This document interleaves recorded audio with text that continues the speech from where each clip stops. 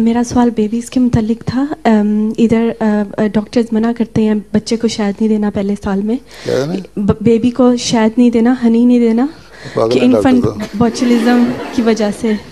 Infant بوچلزم ایک bacteria ہے, اس کا رسک اتنا ہے کہ بیبی مر سکتا ہے. یا ایک دو کیسز تھے. سارے مسلمانوں کے بیبی مر چکے ہوتے ہیں.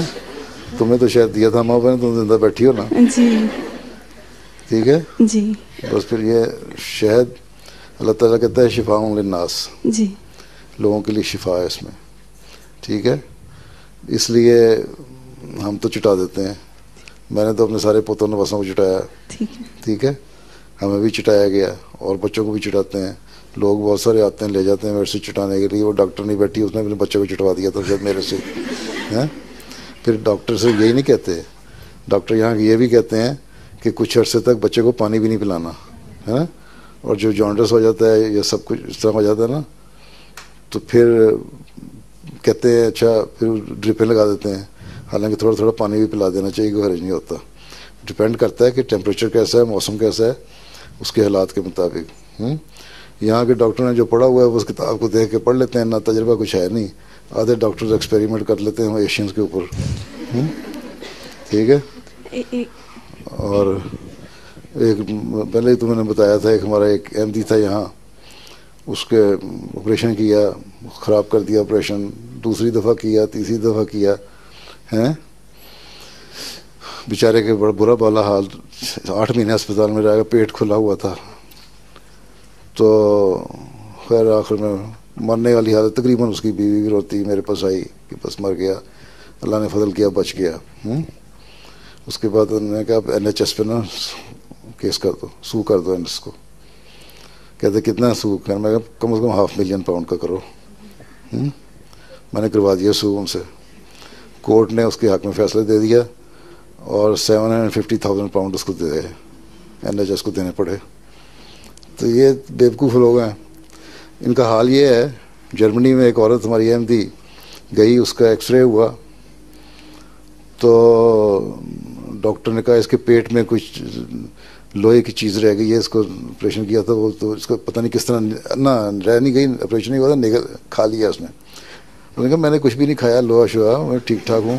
کہ نہیں, ایکس رے میں آ رہا ہے تمہارے اتنا لمبا ایک پیس ہے آئرن کا یا پلیٹ ہے کوئی کسی میٹل کی, تو آپریشن کرنا ہے.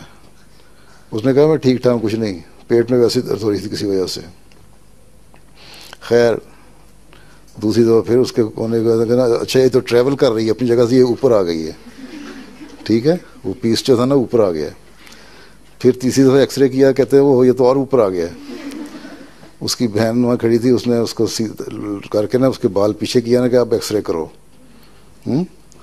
تو جب ایکس رے کیا تو کہتے ٹھیک ہے, وہ کہاں گیا, غائب ہو گیا. وہ بعد میں پتہ لگا لمبے بال تھے بیچاری کے, اس نے وہ ہیئر کلپ لگایا ہوا تھا نا اس کو. تو یہ تو ڈاکٹروں کا حال ہے. یہ ڈاکٹر بیٹھی ہے, تو وہ ایکس رے میں آتا تھا, وہ کہتے پیٹ کے اندر ہے جی. تو اس لیے تم ہر بات ڈاکٹروں کی نہ منع کرو. ایک دفعہ مجھے ہمارا ایک جرمنی میں دوست ہیں, کہتے ہیں جی کڈنی میں بڑی سخت پتہ نہیں کیا پرابلم پڑ گئی ہے اور ڈاکٹروں نے کہا کہ آپریشن کرنا ہے. تو ایک دن کے اندر اندر فیصلہ کرنا ہے, بتائیں. میں کہا بالکل آپریشن نہیں کرنا, تمہیں کچھ بھی نہیں ہوا ہے. 2 دن تک وہ ذرا سی درد ہوئی, پانی پونی پیتا رہا, ٹھیک ہو گیا. اس کے بعد کہتے ڈاکٹر کہتے ہیں ہمیں غلطی لگی تھی, جو ہم سمجھ رہے تھے تمہیں تکلیف وہ ہے ہی نہیں. تو ڈاکٹروں کو کچھ نہیں پتہ ہوتا. شہد جو ہے وہ ہلکا سا ایک قطرہ چٹانا ہوتا ہے, اس سے کیا ہوتا ہے بیکٹیریا. اگر یہ جو پروسیس سے شہد ہوتا ہے نہ لو, آرگینک شہد لو. ٹھیک ہے, ٹھیک ہے, وہ کھانا لانے میں کوئی حرج نہیں ہے. بعض لوگ لے آتے ہیں میرے پاس بڑے